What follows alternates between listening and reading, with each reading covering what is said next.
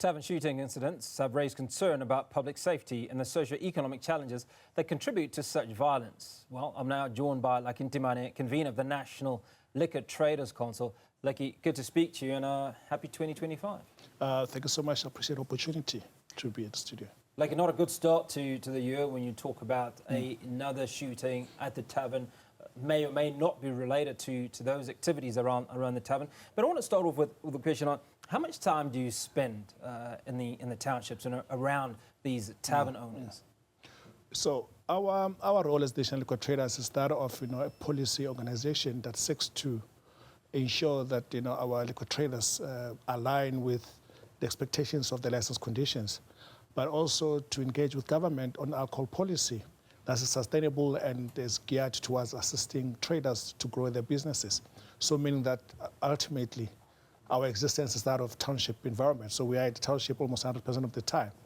Hence, this latest incident worries us because we know that we have crime that we face in the country, and we do realize that what we are seeing in taverns is almost a spillover of the current realities of communities. So taverns provide a space for people to go and enjoy themselves, by having alcohol beverages and other beverages that are sold in that environment. So it is almost unfathomable that we will escape the realities of what happens in communities, which is crime. And we have seen this, and it's not something that we need to run away from. So now we're seeing the spillover of this crime into our establishments, into our taverns. One key requirement of our patrons coming to our establishments is that they should not carry any weapons. So to that reason, it means we are sitting ducks. Our patrons are sitting ducks. The liquor traders themselves are sitting ducks. So if someone comes into our establishment, we have nothing to use to protect ourselves. So people will then come and take advantage of that scenario and perpetrate the crimes that we've been seeing. So it's not only shootings that are taking place at our taverns. It is also simple robberies, people coming in, taking money from patrons, and also taking cell phones. So the shootings is almost an extreme of what could happen in our environment. And we're very worried that if this is not curtailed, it might mean an existential threat to the existence of business as we know it. So taverns will not be something that we talk to in the future if this is not stopped, because most of our traders are scared to open till their quiet hours because of these robberies that we're seeing across the country. So this is a big worry for us. Now, you speak about a fear, and one of those fears I'd imagine is for these tavern owners or witnesses to go to the police and talk about these individuals that have come and killed people en masse. Because there have been a number of these conversations that you and I have had about the tavern shootings over the last year. I can't say how many, but 4 or 5. So you're right.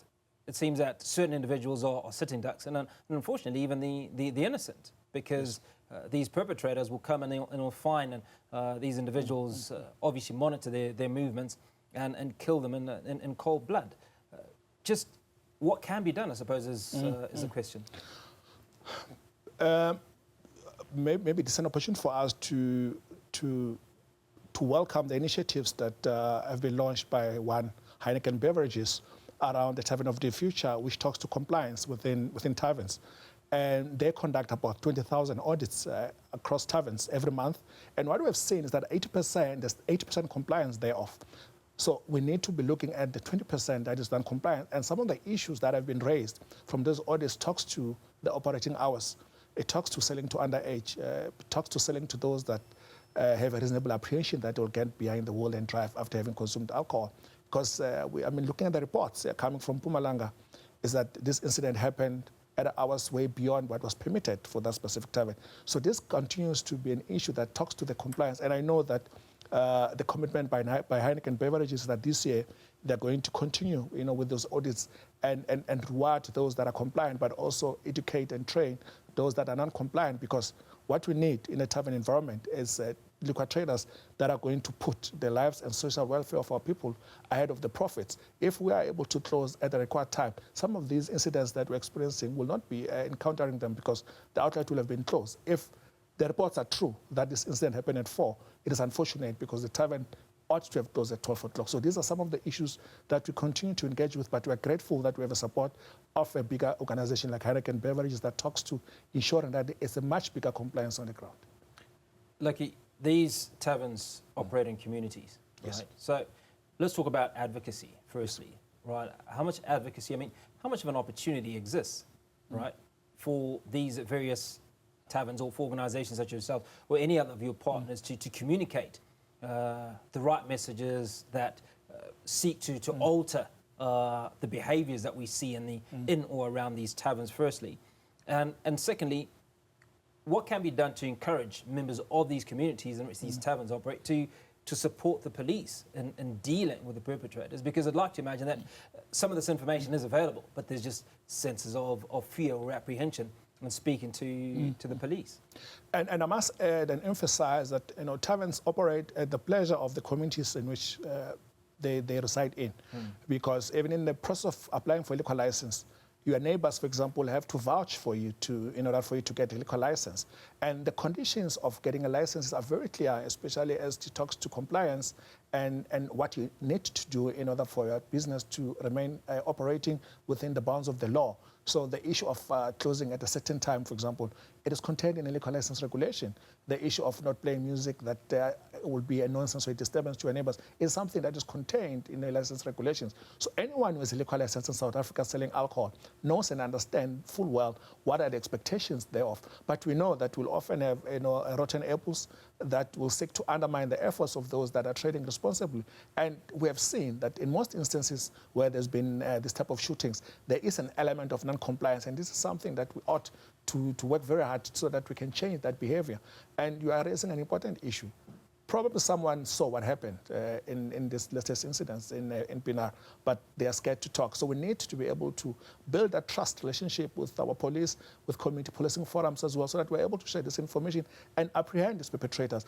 We do not believe that taverns are targeted because they are taverns, but we do believe that we are targeted because we are a soft target. It's easy to come to us because we do not have that protection. I mean, if we look at our margins and our profits, they are not sufficient for us to be able to hire armed guards. I mean, a tavern on average will make a profit of about between 10 and 20,000 rand. We won't be able to afford those guards. Yes, we have seen through the Tavern of the Future, for example, a project by Heineken Beverages where we are supported with lighting, we're supported with cameras, which deter some of these incidents from happening. But we're also making a call to taverners that they also need to invest in their security to ensure that they create safe environments for their patrons to enjoy their beverages in a responsible manner, but also in a safe environment. But it raises the question, sorry, how do you create a safe tavern in an unsafe community?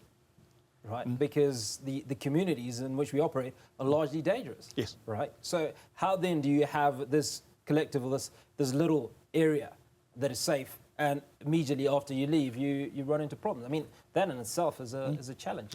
And the president did address it. Well, he spoke to the issues that crime is one of those things that needs to be dealt with. And I don't think it singles out taverns. No, certainly. But you're asking a very important question that we need to address. That how do you single yourself out in a dangerous environment that you are seen as a safe environment? But I think someone needs to do it. Someone needs to start. I think liquor traders enjoy a special privilege in a community. So they can actually start by playing that role, ensuring that in their space, for example, they don't allow those that are under the age of 18. They don't allow those that are visibly intoxicated. They don't allow people that will get behind the steering wheel and drive. So that taverns are seen as role models, as environments where they are seen as compliant, but also they are seen as playing a role in ensuring that communities are safe. It is going to be very difficult, but I think taverns, more than any other black entrepreneur in the township space, actually are at the best space to be able to start by inculcating a culture of safe environment in their space. So I think taverns should actually be the ones that lead by example and ensure that in their spaces people will feel that when they can go and enjoy themselves and the environment will be safe for them. Like Ntimane, convener of the National Liquor Traders Council. Appreciate your time. Thanks for coming on to the show. Thank you so much. Now, conversation with Ntimane following yet another tragedy where patrons at a tavern were shot dead.